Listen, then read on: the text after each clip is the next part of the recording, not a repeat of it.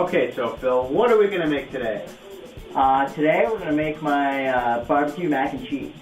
It's a nice little kind of summery twist on your mom's classic. And this is what it's going to look like. Okay, so Phil, what are we going to be using today? Ingredients are pretty simple, pretty straightforward, stuff that most people can get for a couple bucks or already have around the house. Flour, butter, milk or cream, depending on your preference. I go with milk.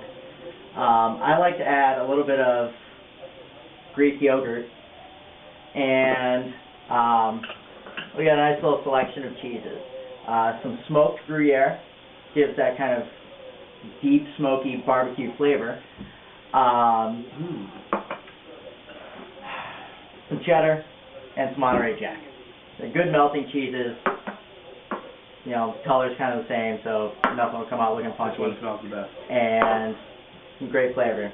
A little white pepper, some pork chop seasoning, which is onion, garlic, shallot, white pepper, and ginger. Not going to use a lot of that, but adds a nice little touch. And, of course, popcorn. Oh, and the secret ingredient. Which is? Wait for it. Wait for it. Bacon. Bacon! Everything's better with bacon. That's all there is to it. As well as butter. So, first thing we've done is get a big pot of water on, get it heating up.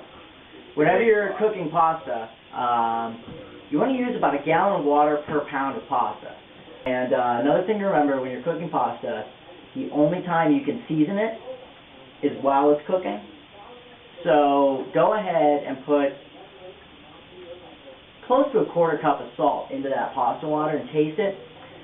You want it to basically taste like as salty as seawater. So you don't want to put the salt in after you cook the pasta. It won't absorb into it. Alright, so our butter's melted. We're going to add our flour all at once. You don't have to be gentle with it. Put that aside. What you're going to do is keep whisking this. Just keep moving. If you only have a wooden spoon or whatever, doesn't matter. Just keep it moving. This stuff burns really easily. But basically you want to just keep cooking it over the same temperature until it no longer smells like flour.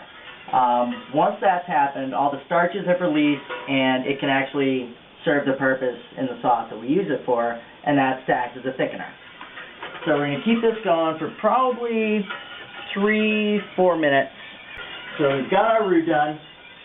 Taking about 3.5 cups of 2% milk and adding that very slowly, making sure to stir constantly. Now it's gonna the roux is gonna kind of clump up like that, and that's exactly what we're looking for it to do. Again, it's a thickener. It's keeping this sauce nice and rich. Keep stirring it, because with all the sugars in the milk, on top of the sugars from the starches from the flour, it's gonna want to burn. It's gonna want to stick. So keep it moving. Get it nice and hot. We're going to bring it up to a boil so it just starts to bubble. We got our pasta down in our salted water. We're going to season this a little bit with some white pepper. You can use white or black, doesn't matter. I like white because it's a white cheese sauce. It doesn't show as much. And a little bit of our pork chop seasoning, which in a normal mac and cheese makes no sense. We're going for that barbecue mac and cheese, so you know, it works out well. A little bit of ginger, a little bit of garlic. Got that going. If you look close, you can see this mixture's already starting to thicken up really nicely. It's going to, give us that great creamy consistency. We're going to go ahead and add our cheese now before it comes up to a boil. Because if you add the cheese when it's too hot, it won't actually melt out into the mixture. It'll just kind of get stringy and gross, which stringy is generally a texture you try to avoid in anything. So, yeah. So we got our cheese in. Yeah. That's great.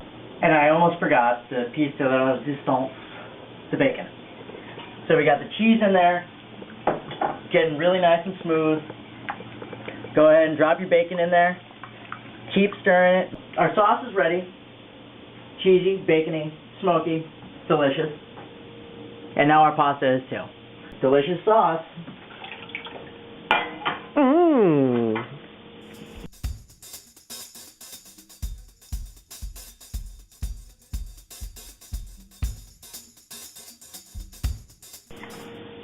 Now, for those of you who are into baked mac and cheese, you can take this, put it into a Pyrex baking dish, whatever.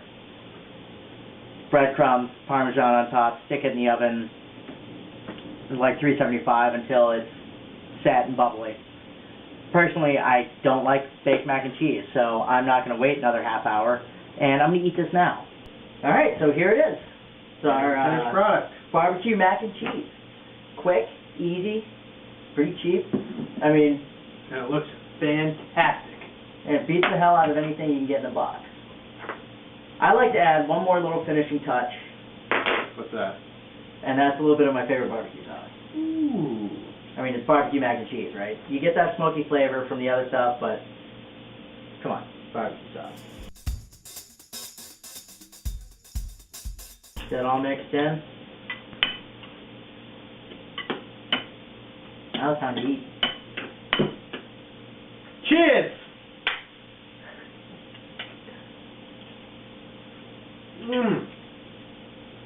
I'm full.